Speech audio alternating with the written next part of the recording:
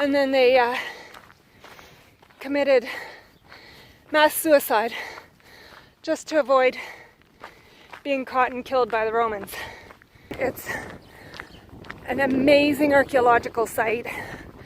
Very cool place to visit. Highly recommend it.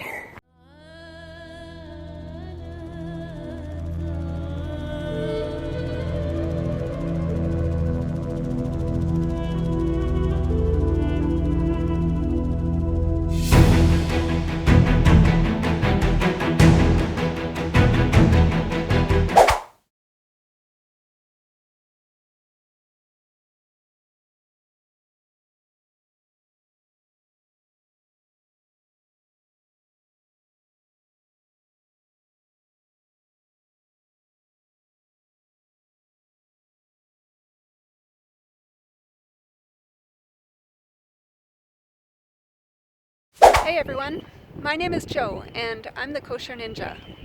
I recently finished hiking the Israel National Trail, or Shvil Israel, and I invited you guys along for the ride. So I'm really glad you found my channel. You can go check out those videos and subscribe. But right now, I'm actually playing tour guide to my brother and sister-in-law, and we're visiting Massada. Now, I saw Massada when I was hiking through here a few weeks ago, and we came through on the west side. Today we're on the east side, and we're going to take the cable car up. Yes, we're taking the cable car up. And there is actually no access from here, from the east side to the west side. You take the cable car up and you can walk down the other side and access the west. But otherwise there's no direct access to the west. So what you can see back there is the Dead Sea. And over here is Massada. And the way you can go up, there's a couple ways. There's the cable cars. You can see the cables right there. And there's also the snake path. On the west side, I showed you the trail beside the Roman ramp, which is how you would climb up on the west. So that's Massada from the west side.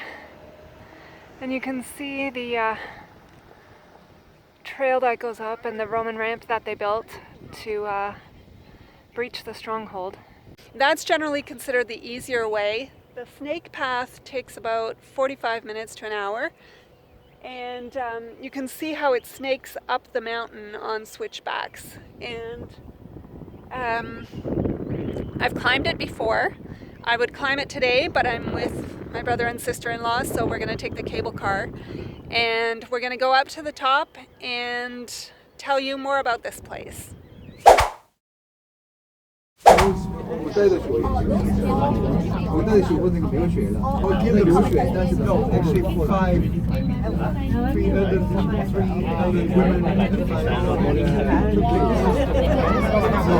Ran away, hid themselves in the caves, and they were the ones that told the story.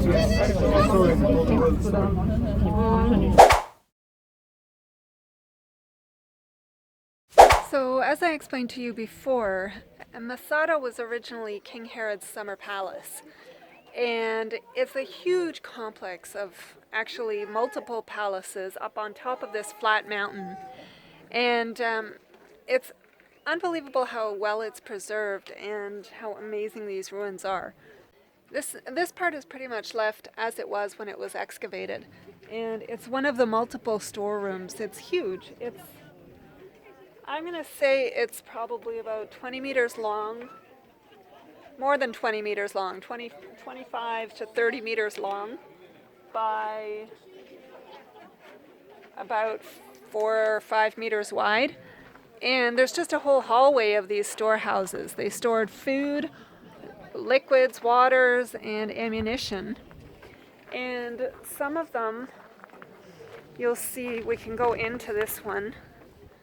They'll allow us in. So they've actually marked the point to which they excavated with a line, and then above that, so that you can sort of understand better the scale and how the building worked, they've reconstructed some of the building above. And they've done this with all the buildings, or most of the buildings around here. So it really helps you get a perspective of what it was like here in the day. And this was a splendid, absolutely insane palace that King Herod had. And if you know anything about King Herod, he was a nasty, paranoid man. So you can bet this place was very, very well guarded. And this is where he came to take his summer holidays. So here you can see a better view of those storehouses. You can see how large they are, and all the stuff that they would have contained would have allowed the Jewish rebels, after the destruction of the temple, to live here very well for some time. And that's how the Roman siege took 3 years before they were able to breach the walls, and the rebels were able to live here and survive for all that time. Here you can see some of the ruins of the Roman encampments on the east side of Massada, along with the siege wall that stretched between the encampments. There's another Roman encampment down below the northern palace, and those two lower levels that you can see there are reception and banquet areas of the palace. So we're looking to the west now from the northern palace, and what you can see over there is a huge Roman encampment. It just goes all the way around there. And you can just see the ramparts around the whole mountain where they prevented any of the rebels from getting in or out. And let me just see if I can show you. So there's more of the ramparts down there, and another encampment. You can see it. They're really hard to see because the wide angle makes them very tiny. But that large encampment you probably were able to see. And then over there, just right there, you can see the bottom of the Roman ramp. From here you can actually see some of how expansive the palace is. This goes on. The walls of the palace and the fortress had living quarters in them, and it just expanded along the whole edge of the mountain. This is the lower terrace of Herod's winter palace, or northern palace, summer palace, summer northern palace. And up there you can see the middle level, the middle terrace, which had like a reception hall. And way up there at the top, where we were earlier, this was a crazy, opulent, splendid palace, and it was just his like summer place. So he didn't even spend a whole lot of time here.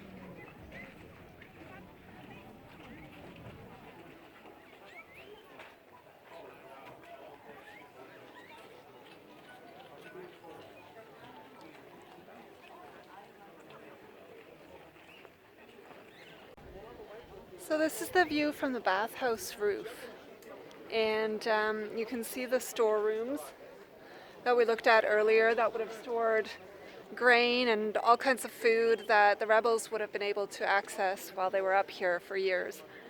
And also this looks like there was liquids probably in this storehouse. I don't know if you can see that. There. Sorry. Yeah, there. And it just stretches across the whole top of the mountain in various palaces, and then in the middle there's a large open space that would have been probably used for agriculture and for growing grain for the rebels. that lived up here. What Herod would have used it for, I have no idea. This here is the room where they discovered the potsherds that they used as lots to decide who were going to be the last of the rebels to make sure, to basically ensure that everybody else was dead, and then to kill themselves last. To kill themselves, you say? Yes. This was the last stronghold of the Jewish rebels after the destruction of the temple in the year 70 of the Common Era. So the Jewish rebels holed up here. They used Herod's old palace as their stronghold. And the Romans built this huge encampment. And again, you can see that same encampment that we saw earlier over there. So the Romans laid siege to the rebels up here, and in a period of about 3 years, they built a huge ramp down the west side, which we'll see in a bit, so that they could access and breach the walls of the rebel stronghold. And the night that they breached the stronghold, the Jews who were holed up here had to decide what they were going to do. Were they going to allow themselves to be taken into slavery and their women raped by the Romans, or were they going to kill themselves and die as free people? So they cast lots for the names of the last people who were to carry out and execute this plan. And those are the lots that they discovered in the excavations over in that room that we just saw.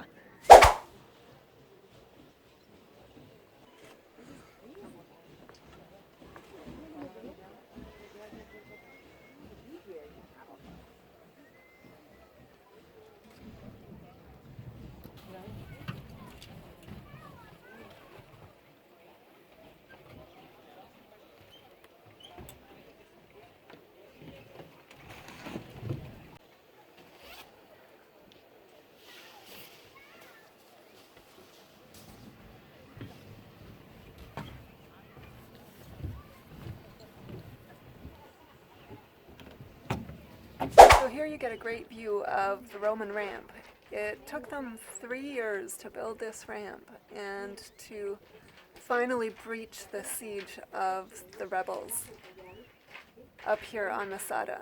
And it would have been quite a tough time for the rebels up here, psychologically surrounded by those Roman encampments. Again, you can see that large one right about there. And they would have been up here during the daytime. They would have been watching the Romans building the ramp. And at nighttime, they would have seen their campfires and torches lighting the siege around the mountain. And that probably would have been pretty tough psychologically for those rebels. But they endured that for 3 years because they loved their freedom. And even while they were besieged up here on the mountain, as long as they were up here and they could control their own destiny here, they were still free. So down there you can see the siege ramp, and this is the point where the ramp breached the walls of the fortress. We're at the south end of the mountain, and this section is part of the Byzantine structure that was here. There were some Byzantine people who came and took over basically lived here, established some kind of settlement here on this mountain in round about 500. And so that's most of these structures that have been excavated here. I suspect, I don't know this for sure, but I suspect that there was an underlying structure from Herod's time as well, but I don't know that for sure. Except that actually we weren't even at the south end. We were towards the south from the North Palace, but the mountain top just continues onwards and onwards, and there's other excavations and ruins over there. We don't have time to see them all today, so another time maybe.